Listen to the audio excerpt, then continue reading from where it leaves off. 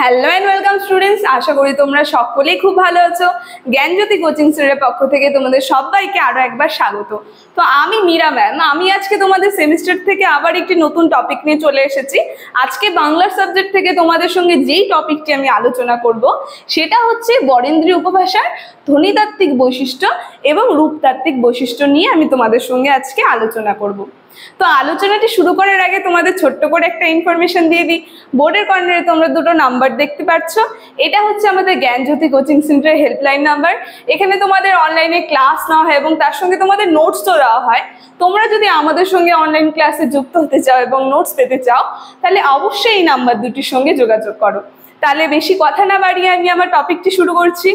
প্রথমেই বললাম তোমাদের সঙ্গে যেটি আলোচনা করব সেটি হচ্ছে বরেন্দ্রী উপভাষার ধ্বনিতাত্ত্বিক বৈশিষ্ট্য এবং রূপতাত্ত্বিক বৈশিষ্ট্য। উপভাষা যে আছে, উপভাষা 5 প্রকার। প্রথমে রাঢ়ী উপভাষা, তারপরে ঝাড়খণ্ডী উপভাষা, বরেন্দ্রী, কামরূপী, রাজবংশী, 5 প্রকার উপভাষা। তো 2 প্রকার আগে আমি আলোচনা করে দিয়েছি, আর এখন আজকে যেটি আলোচনা করবো এটা 3 নম্বর উপভাষা, বরেন্দ্রী উপভাষা। তাহলে বরেন্দ্রী উপভাষা ধ্বনিতাত্ত্বিক বৈশিষ্ট্যতে চলে যায়। দেখো, প্রথম বৈশিষ্ট্যতে আমি লিখে দিয়েছি যে শব্দের আদিতে যেখানে র নেই সেখানে রয়ের আগমন, এবং যেখানে র আছে সেখানে রয়ের আস্মিক লোপ পায়। মানে একটি শব্দ যেখানে র থাকবে সেই রটি কি হয়ে যাবে, অদৃশ্য হয়ে যাবে। আবার যেখানে র থাকবে না সেখানে কি হবে, হঠাৎ করে সেই রয়ের আগমন হবে।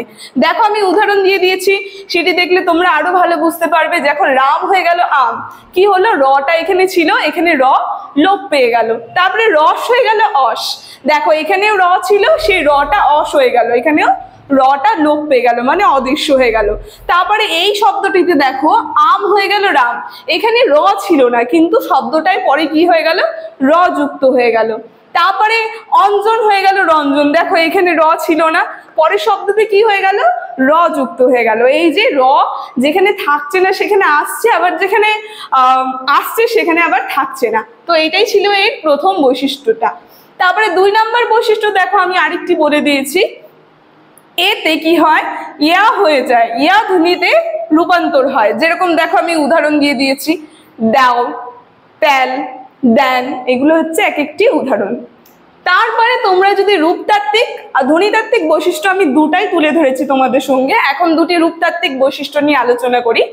প্রথম যে বৈশিষ্ট্যটি আমি বলেছি, দেখো অতিকালে উত্তম পুরুষের লাম বিভক্তি দেখা যায়। যেরকম দেখো উদাহরণ দিয়েছি, লাম যে বিভক্তিটা আছে, যেমন কলা গাছ বুনলাম বা এই কাজটি আমি করলাম, এই যে লামটা যে বিভক্তিটা যুক্ত হচ্ছে এটা হচ্ছে রূপতাত্ত্বিক বৈশিষ্ট্য।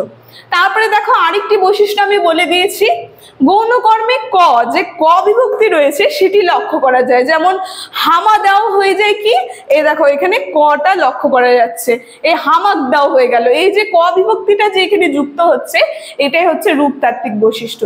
তো এই যে বরেন্দ্রী উপভাষার ধ্বনিতাত্ত্বিক বৈশিষ্ট্য আর রূপতাত্ত্বিক বৈশিষ্ট্যের আলোচনাটি আজকে আমার এতটুকুনি ছিল। যদি ভিডিওটি তোমাদের ভালো লেগে থাকে অবশ্যই like, comment, share and subscribe করে দিও। Thank you.